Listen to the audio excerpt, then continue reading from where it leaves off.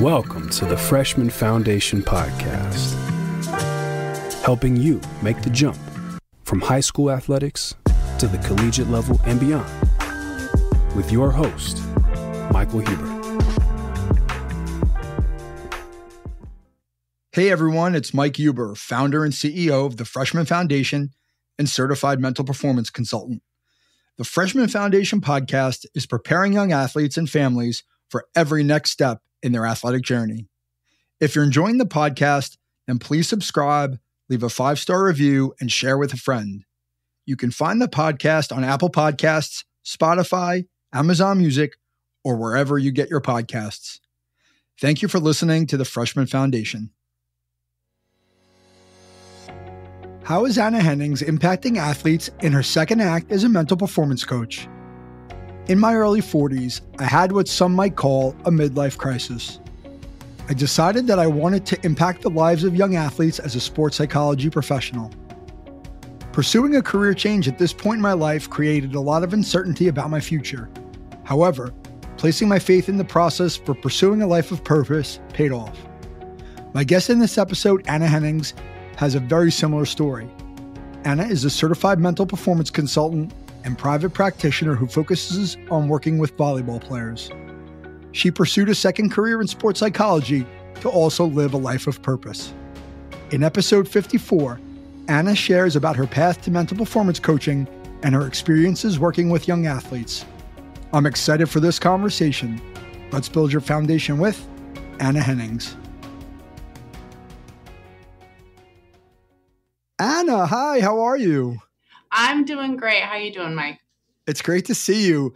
For those of you listening or watching the podcast, Anna and I were students together at the same time, although I think she was a bit ahead of me in the program that we both went to for sports psychology. So we're sort of reconnecting here, and we're going to talk to Anna about her own experiences. So I guess to get started, like I think we were talking about before we started recording, we both are in our second life, second career. So what led you to sports psychology?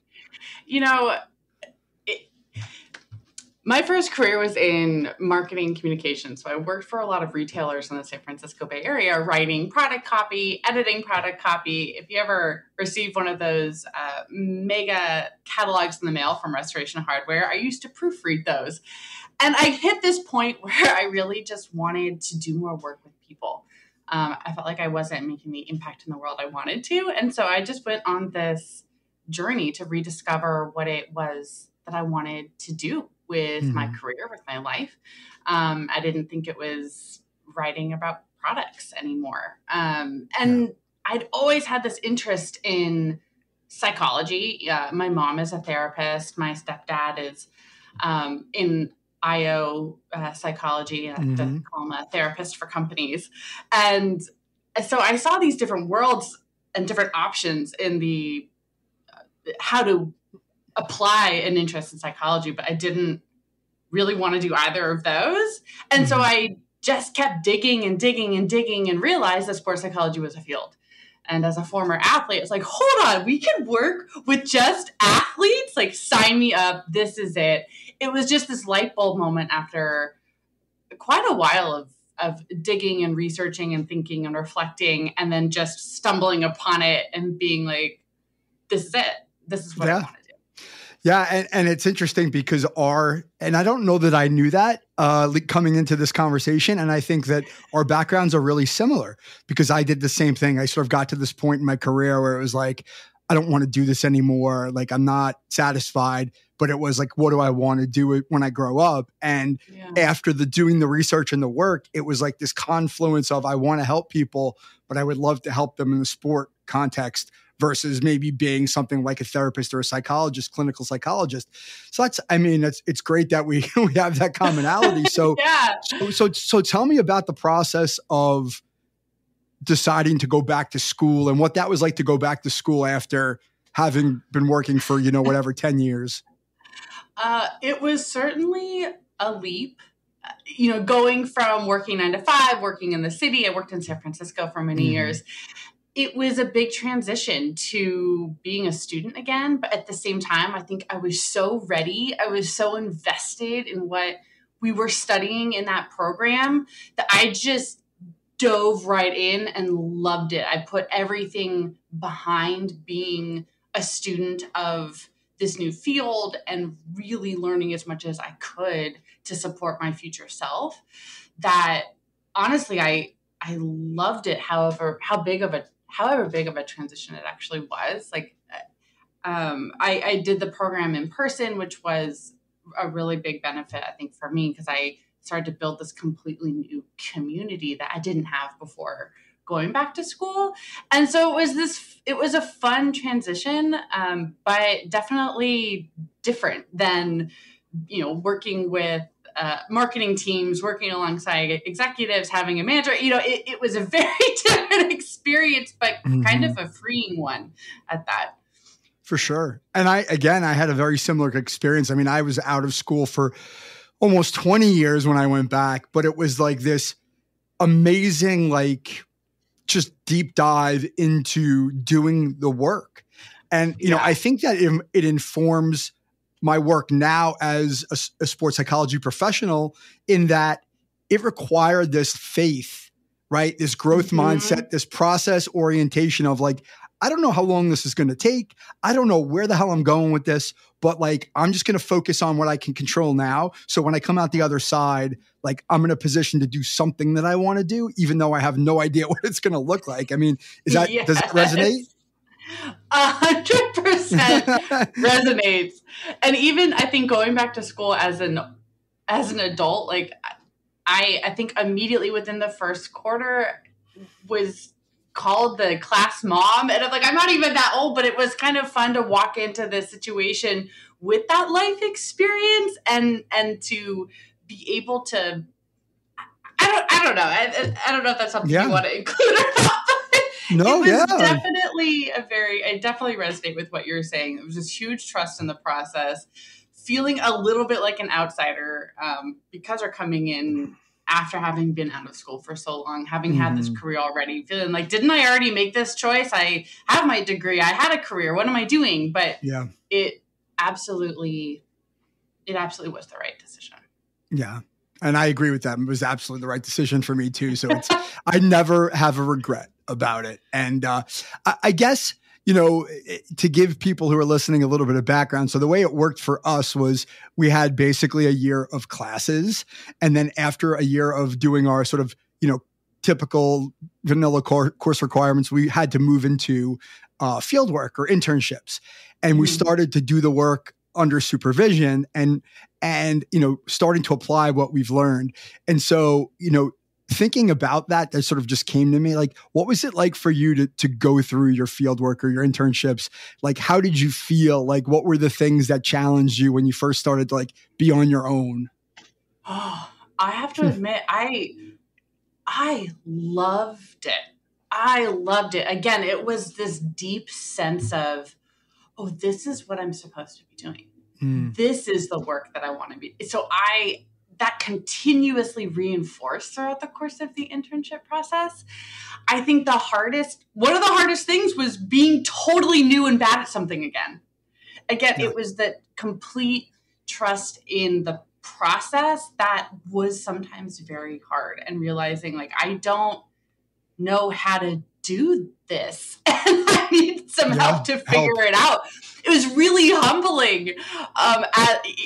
When I think you go so long in your career and you build up this confidence, we now know, right, how confidence builds, and to go back to square one was really humbling. And so I think it was but it was a great experience to be put in that situation again, as an adult, because then it makes you more relatable to the people that you're working with, who are in the process of developing their skills and everything. And so it was a great position to be in, to not only learn and practice what we were learning in class, but to practice the skills on ourselves in this situation that was so new. And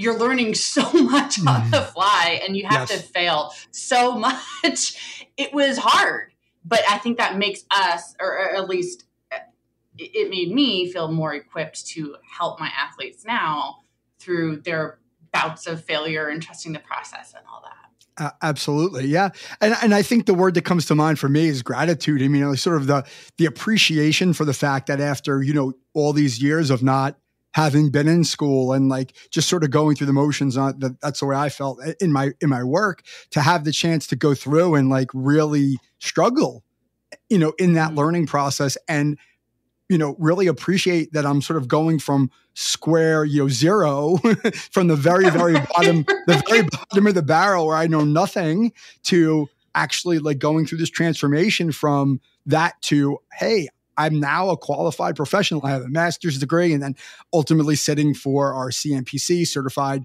mental performance consultant certification, right? Like that journey is like, oh my God, it took me 3 to 4 years, all in. And it was like, I did it, I did it. And it was like, I got to appreciate it and really immerse myself in it, which a lot of people don't get that opportunity in adulthood. We take it for granted when we're 18, 19, 20 years old. And now we're like, hey, this is really cool, even though I suck at this in the beginning. Well, and I think too, it's a great example to bring to the people I think you do too. I work with a ton of adolescent athletes, mostly youth athletes, not exclusively, but the majority of them are young. And to be able to be a walking example of, you don't have to have life figured out when you go to college. When you graduate from college, you might change your mind, and that's perfectly okay. All of these decisions lead up to future experiences, and you don't really know which doors are going to open when and what experience you have that's going to open some future door. And to be this walking model of, you don't have to have it all figured out right when you go to college and when you graduate from college, and that's okay, I think is a important, message to send. Absolutely.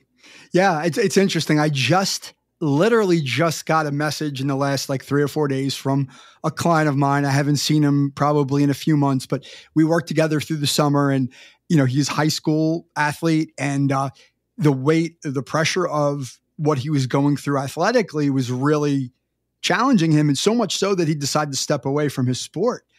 And I was like, you got to do what's best for you. It's not the end of the world if you take some time for yourself, because really at the end of the day, it's about you being happy, right? And enjoying your life and enjoying your sport. And if you're not, what's the point?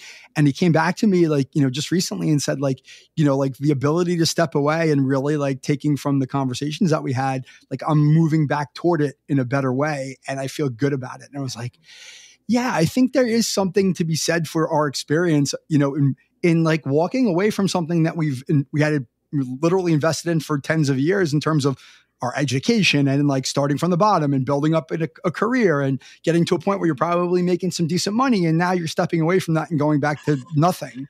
Right. And you're completely humbling yourself, but it's okay. That's part of the journey, and it's okay. And if we can impart that lesson to athletes, because I think there is this natural, especially with the adolescents, the high school age, there's this natural sort of impending or clock ticking with them about what's next. Am I going to go play in college? Am I going to go pro? And they feel the weight of that. And, it doesn't necessarily mean if you don't go to the Division I college you want to go to when you're 18 and you go to JUCO, or you transfer, or you step away and come back. I mean, it's never over, right? You can always have a chance to go back. And I think that's really important. Yes, I completely agree. Yeah. Now, is there anything, and I know you have an athletic background as a volleyball player, so is there anything from your athletic background that inspired or motivated you to get into the field? Because I know there was for me. All of it. Okay. Yeah. So I played, actually way back when I was really little, before I sprouted up to a prime 6'1", I was a competitive gymnast. I always think that's a funny place to start, considering how tall I am now. I certainly look absolutely nothing like a gymnast, but I was a competitive gymnast until about 12. Okay. And my body was just said, no, it's this is not for you, Anna. I had injuries head to toe, wrist, braces on every single joint possible, it seemed like. And so I remember that when I made the transition from being a competitive gymnast to competitive volleyball, my dad just kindly said to me at the time, like, hey, there's this club volleyball tryout this weekend. Do you want to go check it out? And so that was how I got started in playing competitively myself. But my interest in the sport really grew out of watching Carrie Walsh play indoor volleyball at Stanford. My dad and I used to go to those games. Really? And that's how I fell in love with the sport. I was watching her play, and it was this just bonding experience with my dad. And it's like, I want to do that. Yeah. And so he kindly nudged me in that direction. I left gymnastics, and I played volleyball only like highly competitively for about 4 years. And I think looking back on it now, part of what motivated me to go into this field is that I wasn't part of a very supportive team culture of the variety of teams I was on. It ultimately completely burnt me out of the sport. I didn't effectively recover from injury. I didn't have coach support. I didn't have good teammate dynamics. I had no idea what to do mentally to keep myself in it. And I just said, I'm out. And I think if I had had somebody like you or me as part of that support when I was 15, 16, and that kind of person had been part of the programs I was in, it would have been a completely different story. I think I could have maintained the love, maintained that mindset of just growth and development and joy. But it so quickly became a business, and at such a young age. And when I didn't do exactly what the program wanted me to do, it was the right choice at the time for me to leave. Let me just put it that way. And so I stopped playing after my freshman year of high school. Wow. That was my last year of club volleyball. But I still loved the sport so much. Like I ended up throughout college, I played for fun. I played in rec leagues. I became really good friends with a lot of the people on the men's volleyball team and the women's club team. And I would just go and like hang out and practice with them and play intramurals with them. So I really found ways to keep the sport interwoven in my life. Sure. And then as an adult, I played in a variety of women's and co-ed volleyball leagues. And I really ultimately stopped playing over a decade ago after having my rotator cuff surgery. So it's like as an adult, I had the quintessential of volleyball shoulder surgery and kind of realized, okay, that's my cue. That's my cue to bail. Well, but I give you credit, because I think what you described is you leaving the travel, culture, the travel program you were in, or programs, on your own volition, right? It was your choice, which I think that is absolutely the exception, not the rule. And the sense I get, because I don't know much of anything about volleyball, only what I've learned in the last couple of years, just observing from the outside looking in, is that it is a very, very stressful culture. And frankly, based upon what I observe from parents and hear from parents, can be a toxic culture, right? But there's a pressure of, I need to stay in this because we've invested so much in it, particularly the travel, the money, going all over to these tournaments. And it's like, well, we can't cut our losses. We got to keep going. But meanwhile, it's at the expense of the wellness and the mental well-being of this young person who's like, getting beaten up by the system. And so, the fact that you were able to step away is pretty impressive. But I'm sure also, if you look back on it, you're like, I wish I could have continued to go if I had the resources to do it. Yeah. And I think it was the mental and emotional resources to do it, especially. Yeah, that's right. And exactly. Right. Yeah. And it's, I see the potential for a completely different path had the culture been more supportive, had the team dynamics been more effective, had the individual level mental skills been taught. Yeah. And so that became this huge motivator to be the person I needed when I was a teenager. Yes. And I echo what you said. I hear about these cultures and coaches and pressure and so much going into, I mean, and this isn't unique to volleyball, but the pressure to perform at a certain level in your high school years so that you can get that scholarship money or what have you to go to college. And it is a big pressure cooker. And that's so much of, it's a part of what I work on with the people that I Yeah. Yeah. And it's interesting, right? Like, I think, it's certainly a driver of why people like us exist, but sometimes I can't help but like question at times, when I'm in my really quiet moments of like, why do people like you and me have to exist? Like, why are things so crazy that there needs to be mental health, mental performance professionals who are in there sort of just like mitigating the stress and the risk in the system rather than changing the system. And it just, I think the truth of the matter is that some of it's just human nature. Because when I played sport in high school, I was above average and I was competitive and I loved what I did, but I also put a lot of pressure on myself. But I didn't live in a culture where everybody played travel baseball all year round. And I didn't live in a family where my parents didn't care or know about any of this stuff. They didn't know about college. So for me, it was all on me and I did it to myself. And so the truth of the matter is even without the system we have, we still have individuals who really put pressure on themselves to be the best they can be because they're investing in it. So like I almost feel like you're never going to change the system. So we're here to sort of be the check, right? Put the perspective into the system so that people can continue to do what they love and not burn out and not walk away and maybe even worse, right? So like, talk to me about like some of the things that you do in your work and some of the issues that you deal with and how you've learned to sort of get better at working with the athletes that you work with.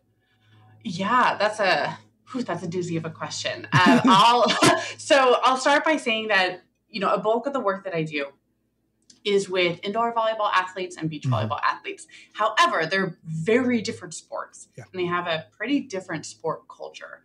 And I know we had talked about that part of our theme for today was navigating transitions and the transition from an indoor volleyball player to a beach volleyball player, which is what a lot of beach players do come from the indoor game.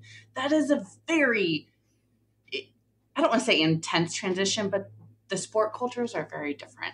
So when I'm working with a beach volleyball athlete who has recently made the transition from the indoor team, it's the work becomes, it becomes more individual focused and what I mean by that is the beach volleyball game is there's a lot of focus on individual development and who am I going to pair with, and at least at the youth level versus the indoor teams.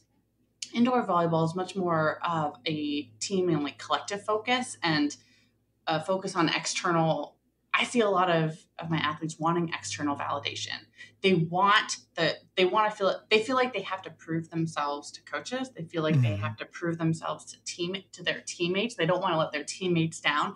There's a lot of, how do I look to the people around me? And not to say that doesn't exist in the beach game, but it's a different perspective. And it's a lot of, how do I get people to play with me at the youth level? How do I get how do I develop the skills and get seen by the right people? Because the club scene is different.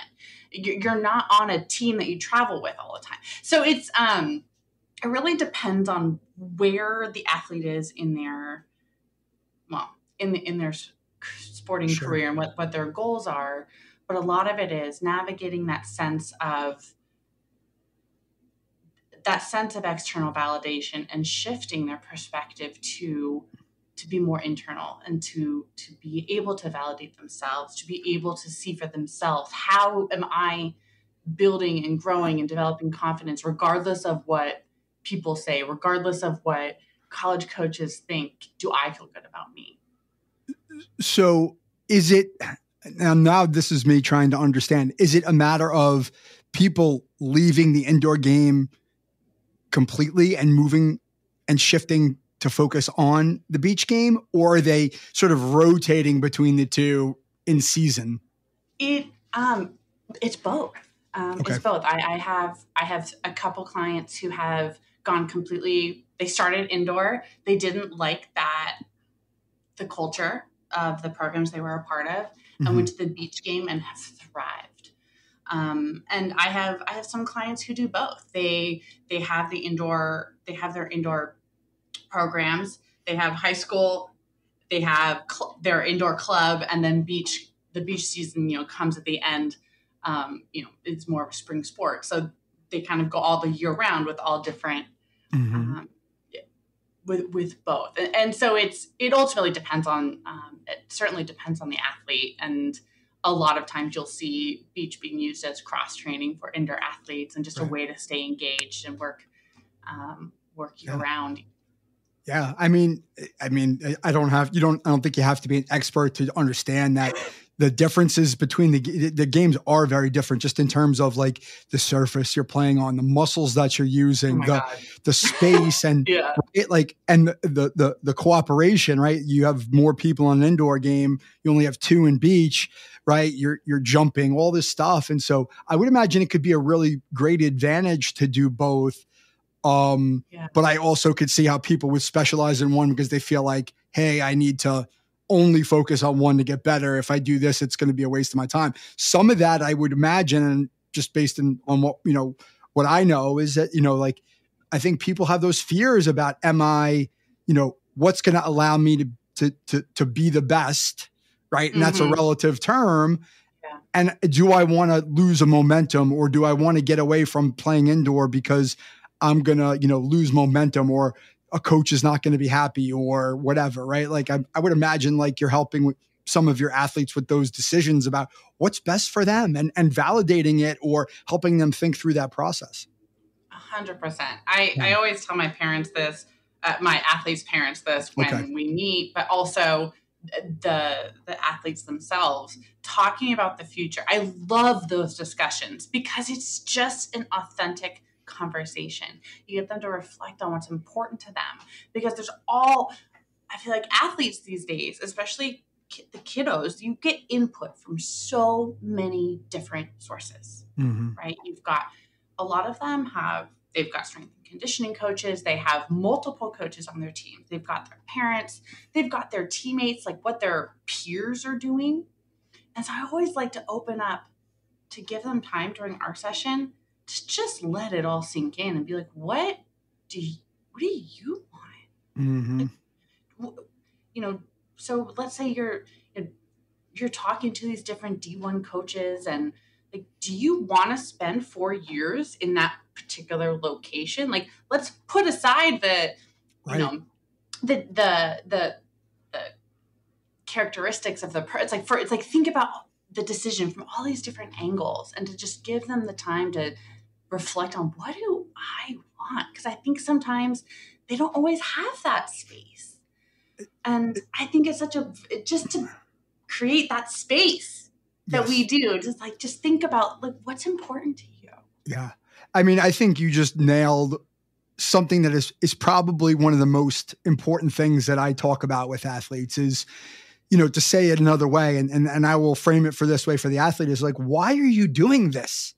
Right? Why are you in this place, putting in all this time and all this energy only to feel conflicted, only to feel, down on yourself, only to feel like, you're giving something up, right? And it's like, it's okay to not want it, but it's also okay to want it, but like start to like unravel why you want it so that you can keep going and do it with a smile on your face. It comes up so often. Like, why are you spending 30, 40, 50 hours a week your parents are spending thousands and thousands of dollars to do this if you don't love it? Or to your example, why am I going to this college? Well, because they're giving me the biggest scholarship. Okay.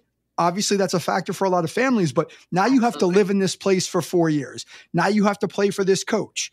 Now you have to be with these teammates. Now you have to like deal with this academic environment. If that doesn't work for you, you're not going to be happy because you're human. All those factors influence you. It's not just, hey, I got a scholarship. And I think a lot of people just don't think about it that way. They don't think about the fit of the program. They don't think about their well-being. They think only about the sport. And that to me is that can lead to a crisis, ultimately, because you're making choices for the wrong reasons. And I like to think that we help in sort of the prevention of those to an extent. Like, let's talk about it now so it doesn't become as big of a problem later on. Like, let's think through all of this. And honestly, that's some of the most fulfilling work, because you start to just help them make choices for themselves. And it's not just, let me teach you how to build confidence. Let me teach you how to focus or to breathe. It's, how are you integrating this so you can be a young adult human in a few years? Like, absolutely. I love that work. Yeah. And just sort of having looked over your website, which I really think is great. You talk about being sort of a holistic practitioner, right? Like really looking at everything about the person. And I would describe myself in a very similar way. Like the person's got to come first for me, because it's so much more to them than just athlete. And I think what happens is when people come to see me, it's inverted. That the athlete portion of their identity is so large relative to everything else that they look at. Every decision is made through that lens. Every feeling or every thought they have is made through the lens of, hey, like this is the most important part of me. And if I'm not good at this, or this isn't working, like that means I'm a bad person. And that is a really heavy burden to bear, and to be able to create the space to talk about that and just acknowledge that that's there, and then build the awareness to start to make those changes so that life can be a little bit easier. I mean, I could see you sort of reacting to that. Yeah, I think some of the most effective work I do, or that I feel like I've done in the past, is when you start to incorporate that, you help an athlete do the work outside of their sport. It's like, practice this just in life, not just when you go to a race or when you go to a meet or you go to a tournament. Like, practice this when you wake up in the morning. How you talk to yourself, for instance, matters regardless of what you're doing. Right. Whether you're an athlete or not, whether you're right. But we can't do that as effectively if we're not trying to learn who we're working with from all these different angles.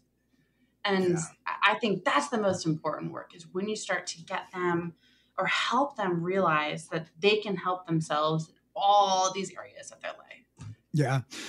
So, and I think that speaks to the idea that every client that we have is unique, right? And that, I think that's one of the tenets that I think we can agree is something that practitioners looking at every person individually, and you have to understand them and assess them that way. But, and I'm going to ask this question specific to volleyball athletes. Are there like things that you see come up typically, or come up repeatedly in terms of the issues that the volleyball athletes that you're working with face? Yes. And I will say this with the caveat that I don't think this is necessarily specific to volleyball. Okay. But I see a few very common threads through the athletes I work with, most of whom are volleyball players. And one is how to respond to mistakes, and how to unravel that sense of perfectionism. If I make a mistake, then that means I'm a bad player, or that means I'm not going to get playing time. That means my teammates are mad at me. And how to unravel that sense of just, no, that's not true. So to counterbalance the criticism that is so intertwined with their mental stories is a huge thing that I work on frequently with my athletes. I don't think that that's unique to volleyball. But no, it's not. I see it in almost all my volleyball players, beach and indoor. And the other thing is this overfixation on winning. And again, I do not think this is in any way specific to volleyball, though I do see it a lot, is this sense of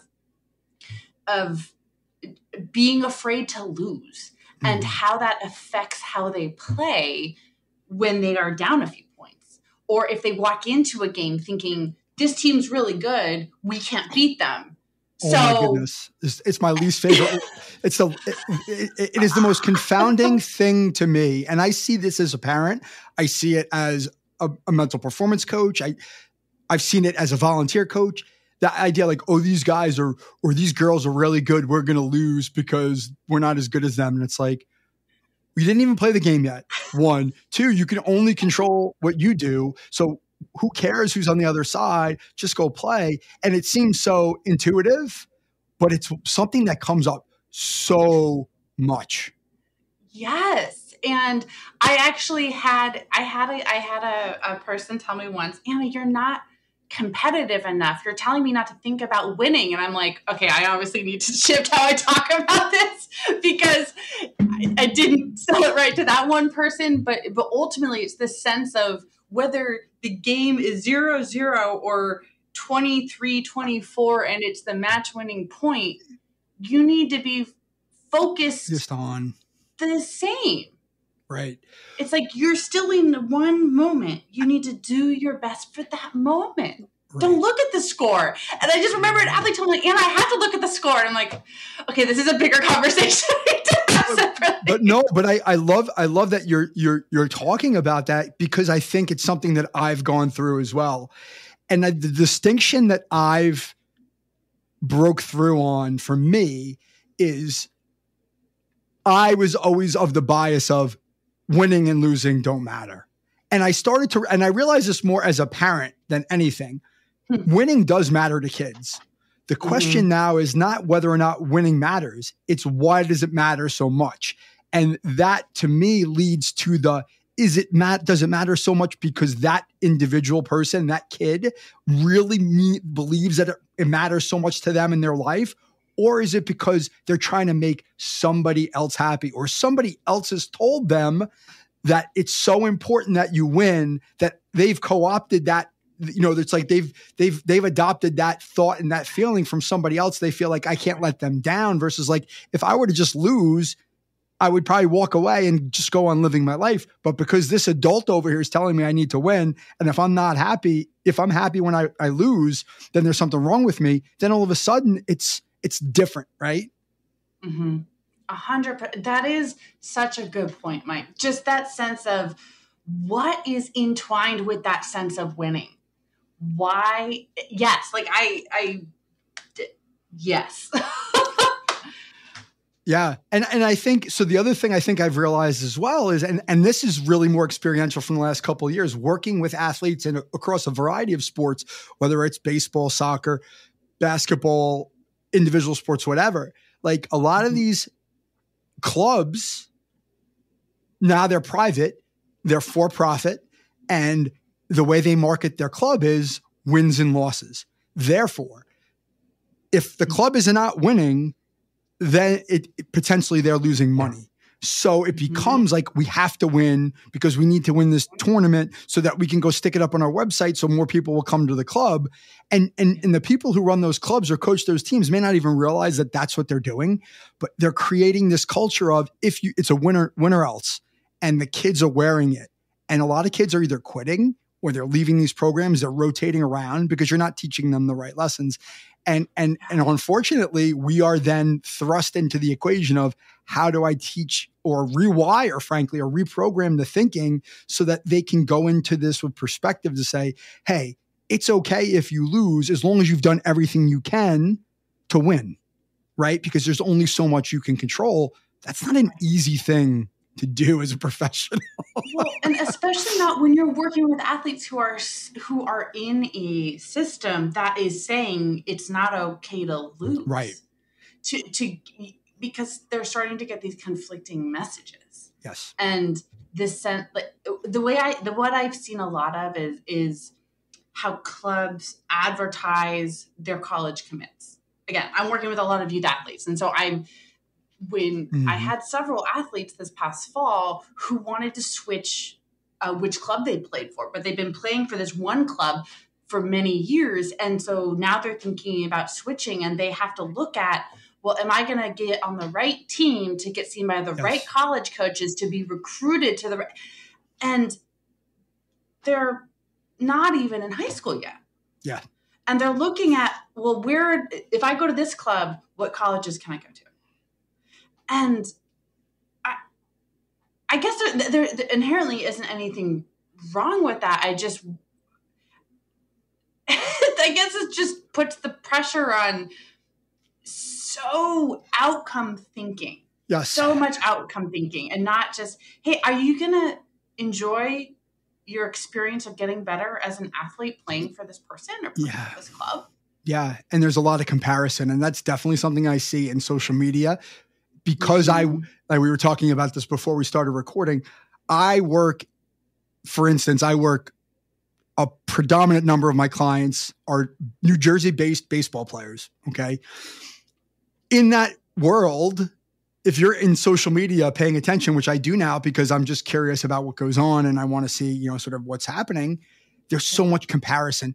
Joe Smith is going to play here, and Joe Smith plays on the same club as Johnny Johnson, and Johnny Johnson doesn't have an offer yet to go play at Division I level. So Johnny Johnson now feels crappy about himself because his teammate is now going to play Division I and he doesn't have an offer.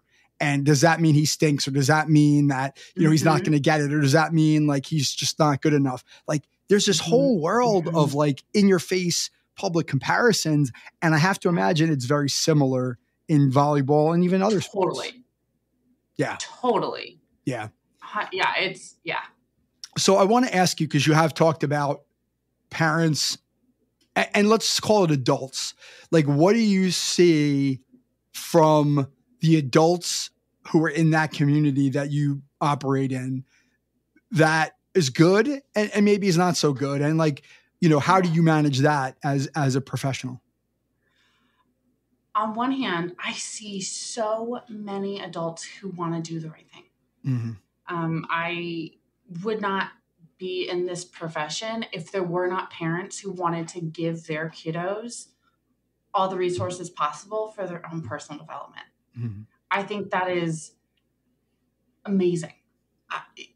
I feel privileged. Every single athlete I work with, I see as an honor and a privilege that I am on their athletic journey. They picked me. And that, I think that is a huge step of, especially if you have parents who I think a lot of them have told me, like, my kid won't talk to me about this stuff, but I know they need to talk about this stuff with somebody, and that somebody needs to not be attached to the sport organization, and they can't be a family member. So will you work with them? Right. And so I see that as a huge benefit and a great thing, not just because it feeds my business. That aside, because these kiddos are getting resources early on in their lives that they get to then work on and have for the rest of their lives. And that is beautiful. I don't remember seeing that like when I was a kid. I'm sure like it certainly wasn't around as much, or as the conversation was not open in nearly the way it is now. Yeah. I love that because I love seeing that. Your experience is exactly similar to mine, which is to say that conversation of my kid needs to talk to somebody who's not connected to this, somebody who's objective, somebody who doesn't have a dog in the fight. And to the parents' credit, they understand, like, I just want my kid to be happy. I just want my kid to be able to like not carry this burden around all the time because I can't help them the way they need to be helped, or like no matter what I do or no matter what I try as a parent, it's still not good enough because of the dynamic, because my primary role is to be a caregiver, to be somebody who's there to make sure that I'm stay alive and I thrive. Sports further down the chain, it muddies the picture. And I see that myself as a parent. So a lot of times people ask me that question, and I'm curious to hear your opinion. Like when people talk to me, like, well, I'm sure not to be stereotypical, but they'll say like, I'm sure you get some crazy parents. And the answer I give is usually no, because the ones who come to me know or are aware enough to know that A, their kid needs somebody, and B, they can't do it. The crazy parent, right, to say that, and I've actually heard that someone's used that phrase recently on my podcast. I don't love it, because parents love and care about their kids. I think they just get overinvested in sport. But the parent who's overinvested doesn't see, like they get blinded by that they don't think that their kid needs to talk to somebody because everything's okay. Or if they were to talk to somebody, that might look like there's something wrong with the kid, so we're not going to do that. I mean, is that similar to what you see? I agree with you. I think almost all of the parents in my practice, right? The parents of the kiddos that I have in my practice are incredibly supportive and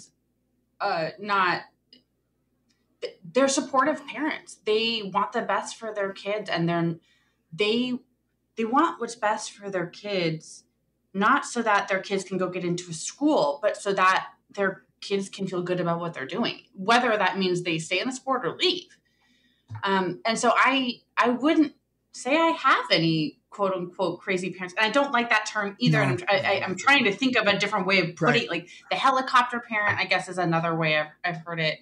And perhaps that's just speaks to the newness of my own consulting practice. I don't know. I feel like maybe there will be a time when there is a very over involved parent that is part of in the family of an athlete I'm seeing. But right now it's not my experience, and I don't know if that's normal or very atypical. But currently, it's not my experience. Okay, so I have two more questions as we're sort of running out of time here. So on that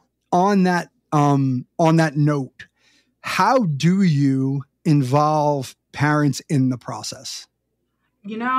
This is an ongoing process, is a way to put it, because it is a very delicate line to. I don't have a great process for it yet. Let me just put it out that way. Me neither. Basically, so I'm not trying to put you on the spot. Neither do I. I was curious. It's honestly, I stay general is the best way to put it, I suppose, is, I see the athlete, their kiddo is my client, and I operate with full confidentiality. And however, if I need to, I will get a parent who will email me or text me and be like, hey, this happened. Like, can you talk to so-and-so about it? And it's in those moments where I'm like, well, I have to think through, how do I bring this up with the kid? Like, I don't want them to think I'm talking with the parent behind their back, but I also really value what a parent's observations and what they bring to the table. And so I've actually been thinking about switching to a more partial confidentiality with the permission of clients, so that there's a bit more of a two-way street, not in a, hey, so-and-so told me this today, let me go tell your parents about it, but to create a bit more of an open pipeline of communication to the parent that just says, hey, we're working on these general topics. Yes. And so sometimes I do that by email anyways, and I tell that to the kid, like, if I need to talk to your parents, I keep it general. I'm not telling them specifically things that you tell me. Right. That's exactly what I do. Yeah, it's exactly what I do now. Because I do feel an obligation at times, and it's not systematized right now, but I definitely feel an obligation to communicate with parents about what we're working on and how things are going. But the thing that I've been thinking about, and I'm thinking about moving towards, is incorporating some sort of family session into the equation where it wouldn't be as frequent as 1-to-1, but it might be 1-to-4, right? Every fourth session, there's a family session. We talk about openly what's going on, what we're working on. Because I've had a couple of situations where parents have told me things on the side that I did not know, and I was not able to serve the young person as well as I could if I would have known it. And it is a very, very fine line. But I've been reading articles recently about triangulation, right? How do I work in the parent's perspective, the coach's perspective, the third party who sees something that is completely misaligned with what the young person's telling me? And I don't know who to believe, but at least if you know there's a disconnect, you can start to ask those questions in a non-invasive way to see, like, is the adult just misperceiving things, or is the young person like deluding themselves into thinking everything's okay, and they're really having this problem that they don't want to share either consciously or subconsciously, right? That's been like one of the most complicated parts of figuring out how to work with young people. because they don't necessarily have full agency in the process, just from the perspective of mom and dad are paying. In a lot of cases, mom and dad are asking them to come see me or you because they think they need it, versus the kids say, I really need this. So now all of a sudden they're being sort of co-opted into this situation, and they're sort of like, yeah, you're my client, young person, but your mom and dad pay the bills. It is such a complicated and tricky relationship, and trying to find the best way to navigate that is really hard. It really is. Hard. And Mike, I could talk to you more. I know we're close on time, and I'm happy to talk to you more about this offline, because I've had conversations with other CNPCs on this exact topic, asking the exact questions, and I'd be happy to share more about what I'm learning and offer some resources. So definitely let's keep that line of communication open, because I am 100% in that exact same boat that you are experiencing. Good to know. And I definitely, that's also been a struggle here. For me, actually, while we're recording here, I don't ever do this, but I'm going to text my next appointment and let them know I'm running 5 minutes late so we can finish up. But so on that, yeah, I think that's one of the things I struggle with as a practitioner too, is isolation, right? Not collaborating with my fellow practitioners, and like getting so like isolated that I'm not really learning, and I'm not growing, and I'm not, getting that sort of peer consultation because of just the way the world works. And I think that there's so much value in that. And so to have this conversation, oh, by the way, on a recorded line is really cool and very valuable. So with that being said, the last question I'll ask, and I ask everybody the same question, and I'll give you a little bit of wiggle room. The question is, if there's one piece of advice that you would leave for somebody who's listening, it can be a parent, it could be an athlete, what would that piece of advice be? Ooh. I know. I will lead with, this comes from a concept at the heart of my holistic practice, and it really gets to being self-compassionate. And it is not a term that a lot of athletes like, because it sounds too soft. But there's actually a ton of research that showcases the exact opposite. And that advice is to treat yourself like you would treat your best friend, on and off the court.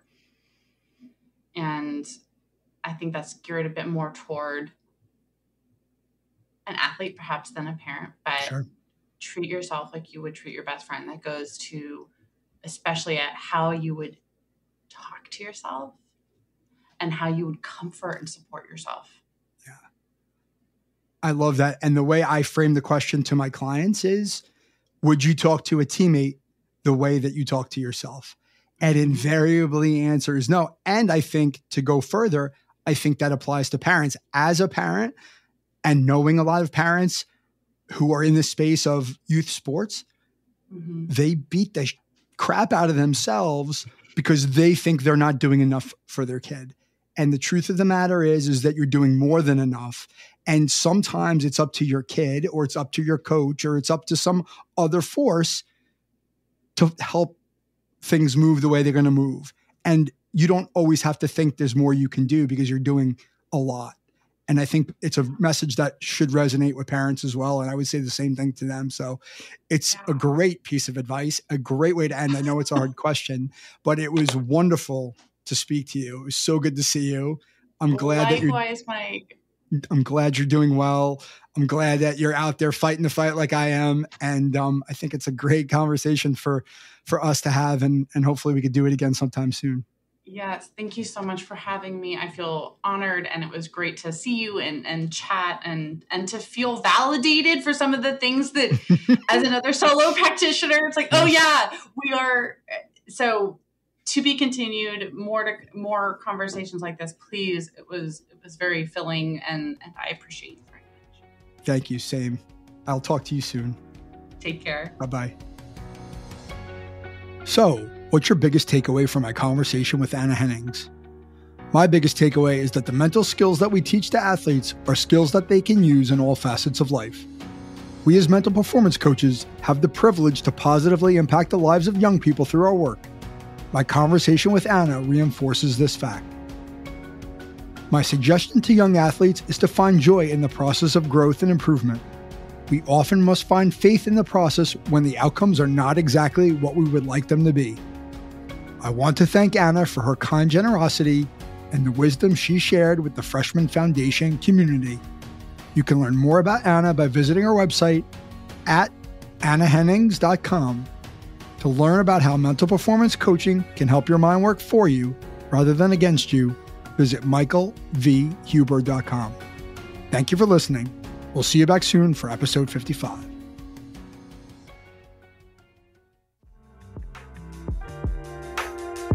Mike Huber is the founder and owner of Follow the Ball Coaching, located in Fairhaven, New Jersey.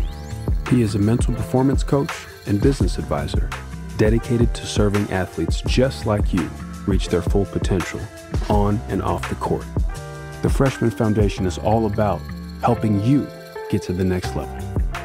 For more information, follow along on Instagram at the Freshman Foundation. Please subscribe, give us a like on iTunes, Spotify, leave a review, tell a friend. And most importantly, come back in 2 weeks, ready to get better.